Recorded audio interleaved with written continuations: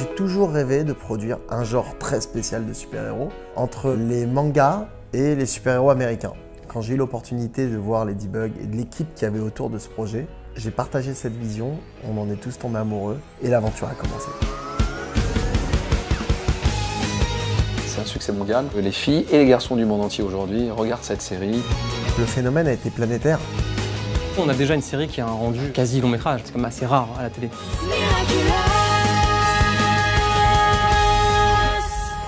Une espèce de romance qui parle vraiment à la terre entière puisqu'on est quand même sur des codes universels. La love story, le magical girl, les secret power, le journal intime, dans un univers parisien, ça fait rêver tout simplement. C'est vrai qu'on a une fanbase incroyable. Que vous alliez au Comic-Con à San Diego, à Hong Kong ou à New York, on a des fans à travers le monde qui se déguisent et ils jouent les rôles des personnages parce que le message capté a été le même.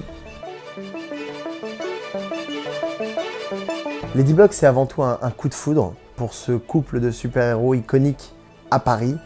Paris, c'est un personnage à part entière de l'univers de notre série. C'était pour nous une volonté très forte. On revisite tous les Paris. Le Paris Montmartre, le centre de Paris. Et un des endroits qu'on adore dans Paris, évidemment, un endroit un peu magique, qui est le musée Grévin, qui est pour nous aussi une institution parisienne, un lieu incontournable du tourisme. On a proposé au musée Grévin de faire un épisode sur le musée Grévin. Donc Ladybug va au musée Grévin, c'était extraordinaire. Et nous, on a une chance incroyable, c'est que Ladybug a été donc choisi pour rentrer au musée Grévin.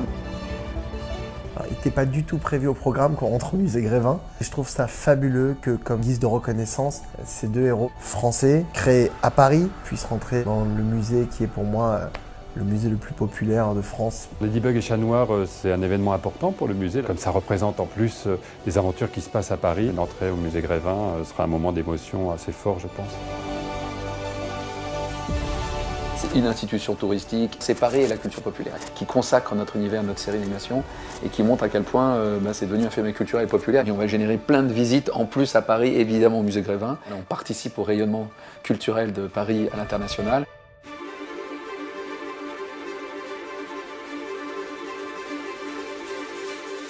Pour créer tous ces personnages, ça a été une collaboration formidable avec les équipes de Méthode Animation et de Zachtoon et ont été en charge de la création du personnage Stéphane Barret, le sculpteur, qui a pu reproduire ces personnages à l'identique. Je suis parti des fichiers 3D des deux personnages Ladybug et Chat Noir.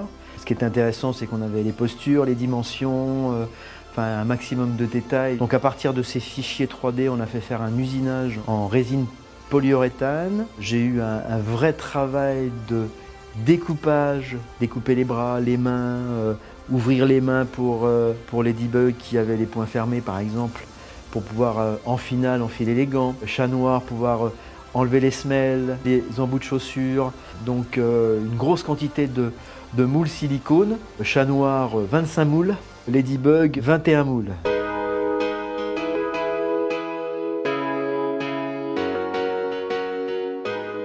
Tout est dans le détail pour reproduire par exemple le costume, la tenue. Le travail fait sur la sculpture a été juste extraordinaire. En fait, c'est ça que je pense qui est le plus impressionnant, c'est de voir la quantité de talent qui est déployée pour arriver à ce résultat. C'est vraiment très très impressionnant. Par rapport à un personnage traditionnel de Grévin, où on fait que le modelage par exemple de la tête et la finition du corps, là j'ai vraiment fait l'ensemble de la fabrication, donc beaucoup plus compliqué entre guillemets qu'un personnage traditionnel.